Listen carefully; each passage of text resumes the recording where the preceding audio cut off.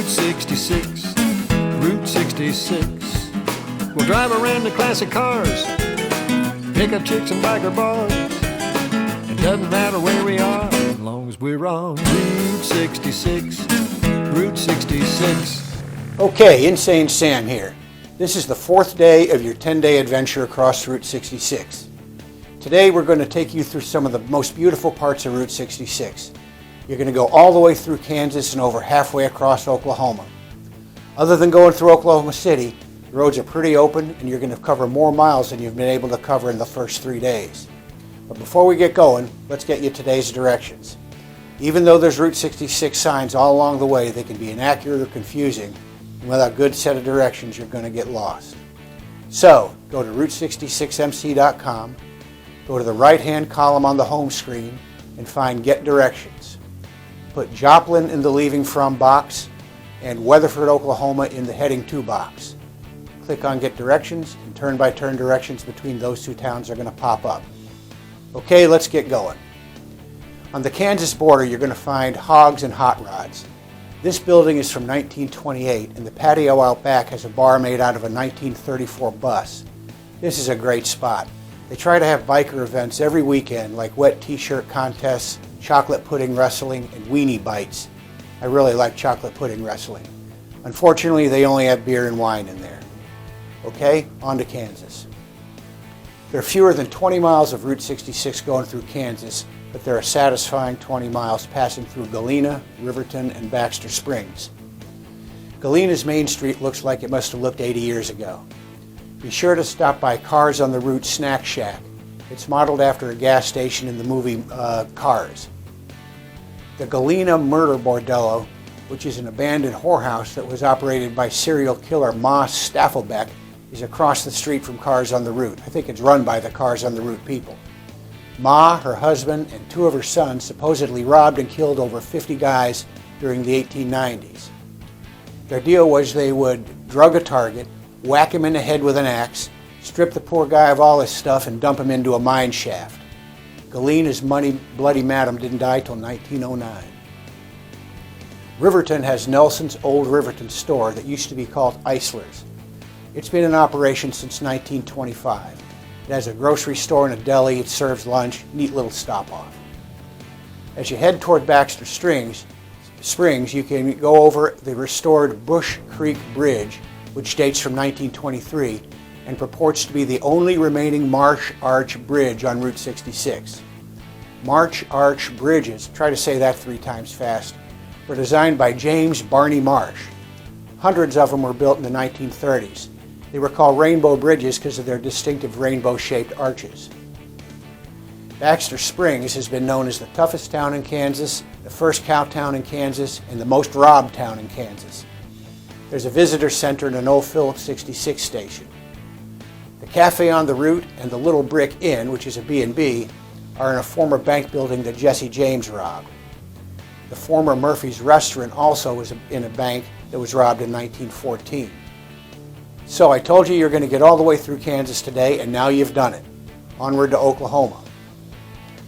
Oklahoma has more miles of remaining Route 66 than any other state. The roads are good and you can make great time. The first place you're going to get is the Ogapa Indian Reservation. Somehow Bobby Troop forgot to mention this place when he wrote Get Your Kicks on Route 66, even though there's some action at the Ogapa Casino and at the Downstream Casino. The next town is Commerce, Oklahoma, which was Mickey Mantle's hometown. You can see his boyhood home at 319 South Quincy Street. There's a plaque on the front door with some interesting info. This is a quick stop and worth it, especially if you're a Yankees fan.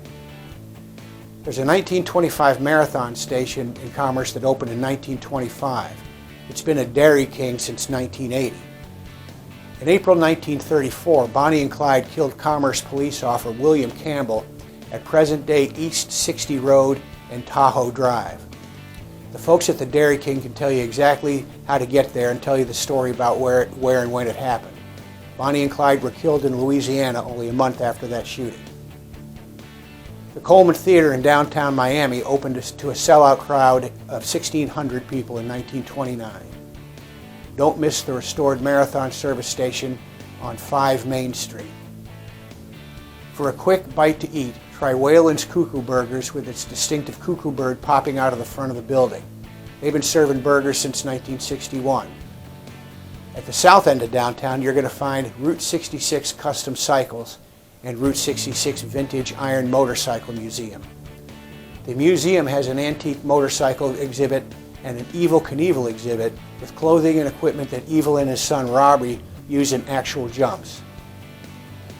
The last surviving section of the 9-foot wide Ribbon Road, which is a national landmark, is on the outskirts of Miami.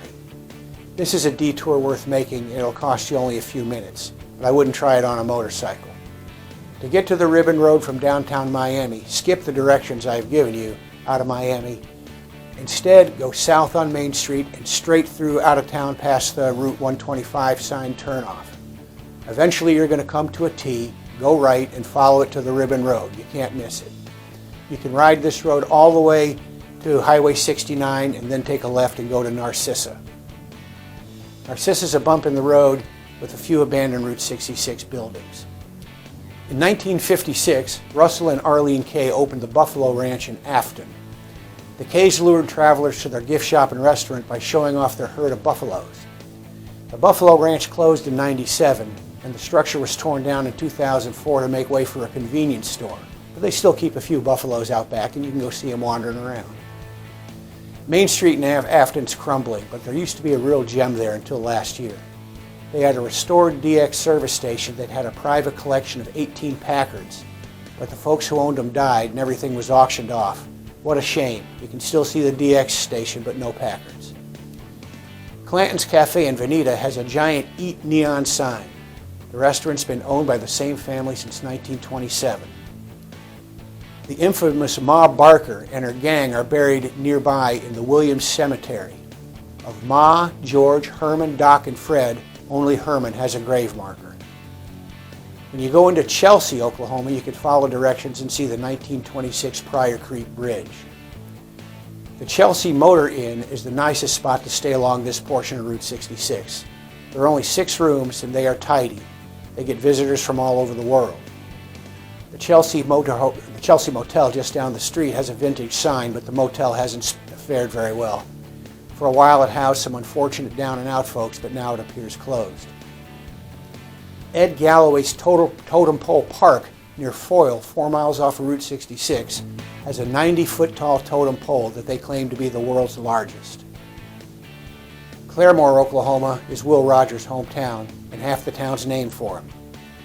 The Will Rogers Hotel was built in 1930 and had 68 rooms and 7 apartments. It still is the tallest building in Claremore and now houses apartments for senior citizens. The J.M. Davis Arms Museum and Historical Museum has the world's largest privately owned firearms collection. It has guns owned by Cole Younger, Emmett Dalton, John Wesley Hardin, Bonnie and Clyde, Pretty Boy Floyd, and Pancho Villa. It has every other kind of gun you want to see, including a giant tank right out front. When you leave Claremore toward Catoosa, you're going to go over what was called the Twin Bridges. One of them dates back to 1936 and is 24 feet wide. The other dates to 1957 and is 28 feet wide. These bridges are being replaced by new bridges that aren't going to keep the arches. If you look to your right when you go over one of these bridges, you can see the arches now at the entrance of Molly's Landing Restaurant and another at the end of Rogers Point Park. It'll be off to your right. Time magazine named Catoosa's Blue Whale one of the 50 best roadside attractions in the U.S. In 1970, Hugh Davis began construction of the Blue Whale as a birthday gift for his wife Zelta. It opened in 1972 and remained a popular swimming hole for years. Now you're in for a treat. The next town is Tulsa'a, which you're going to enter on 11th Street. 11th Street starts as a rural neighborhood and is lined with old buildings that once housed thriving businesses. Someone should do one of those then and now books showing photos of the old businesses and what's in them today. This is a great stretch of Route 66. As you get closer to downtown, you're going to pass a bunch of Route 66 motels. They're all vintage. The Desert Hills Motel is the nicest of these. The Campbell Hotel on Route 66 is my favorite Route 66 hotel. It opened in 1927 as the Casa Loma Hotel inside the Max Campbell building. The building originally housed the hotel, a barber shop, a beauty shop, a drugstore, and a grocery store.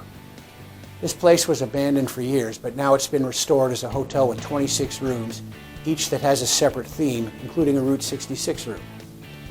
They have a small lobby bar that's a bit avant-garde and another bar in the hotel's restaurant. I like the lobby bar, but I usually hit Ed's Hurricane Lounge, which is an old-school biker spot with hot chick bartenders. The Double Shot Bar down the street is another good spot on 11th Street. To eat, try Tally's Cafe on 11th Street. It's a Route 66 standard.